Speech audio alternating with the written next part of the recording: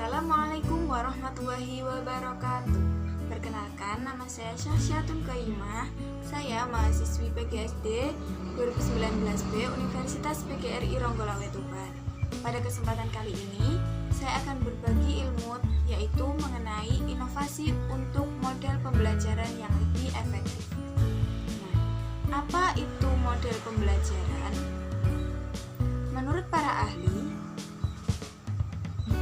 yaitu menurut Trianto, model pembelajaran adalah suatu perencanaan atau suatu pola yang digunakan sebagai pedoman dalam melaksanakan pembelajaran di kelas atau pembelajaran dalam tutorial.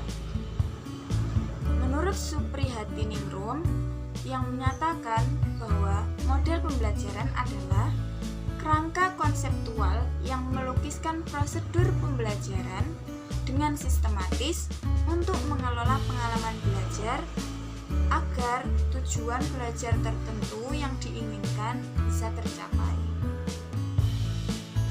Nah, ciri-ciri model pembelajaran menurut Hamiyah dan Jauhar, adapun ciri-ciri pembelajaran berdasarkan teori pendidikan dan teori belajar tertentu, kemudian memiliki misi dan tujuan pendidikan tertentu, dapat dijadikan pedoman atau perbaikan kegiatan pembelajaran untuk di kelas, memiliki perangkat bagian model, dan memiliki dampak sebagai akibat penerapan model pembelajaran yang baik langsung maupun tidak langsung. Nah, inovasi ini memiliki kaitan yang cukup erat dengan teknologi, ide, dan pengetahuan. Teknologi memang pada dasarnya diciptakan untuk memudahkan hidup manusia, mulai dari segi komunikasi hingga pendidikan. Kolaborasi antara inovasi dan teknologi dapat sangat membantu kamu untuk belajar lebih banyak dan lebih baik tentang banyak hal, misalnya dalam pembelajaran di perkuliahan. Dengan bantuan teknologi, kamu bisa belajar lebih mudah serta lebih efektif. Adapun inovasi untuk model pembelajaran yang lebih efektif. Yang pertama, meningkatkan keterlibatan peserta didik. Nah, keterlibatan siswa dalam kelas ini menjadi suatu masalah yang terbesar dalam dunia pendidikan. Ruang kelas biasa dirasa cukup sulit untuk membuat siswa tetap fokus dengan materi yang disampaikan. Dikarenakan pengajar tidak mengetahui apa yang sebenarnya membuat siswa tertarik terhadap materi pada kelas saat itu. Inovasi yang kedua, yakni pembelajaran berbasis permainan. Siapa yang tidak senang untuk bermain game? Bermain game dilakukan untuk mengurangi rasa bosan serta rasa penat saat belajar. Nah, bagaimana kalau belajar sambil bermain game? Suatu pendekatan di mana siswa belajar melalui permainan atau game disebut dengan game-based learning atau pembelajaran berbasis permainan. Materi belajar disampaikan dalam bentuk permainan sehingga menjadi lebih menarik dan menyenangkan pada saat kelas. Nah, untuk memotivasi siswa, game-based learning ini tidak hanya bermain, tapi juga memberi penghargaan agar siswa lebih terpacu untuk belajar. Penghargaan dapat berupa level, rencana, atau hadiah yang didapat siswa ketika menyelesaikan tugas tertentu.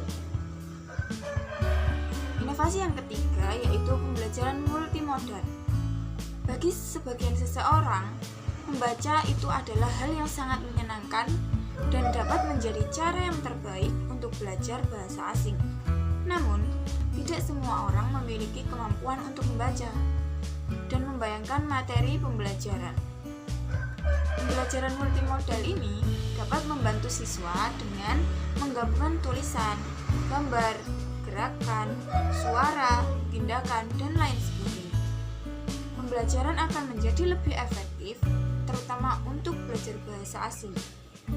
Metode ini dapat digunakan untuk membantu siswa dalam mengingat kosakata kamus bahasa Inggris maupun bahasa-bahasa yang lain.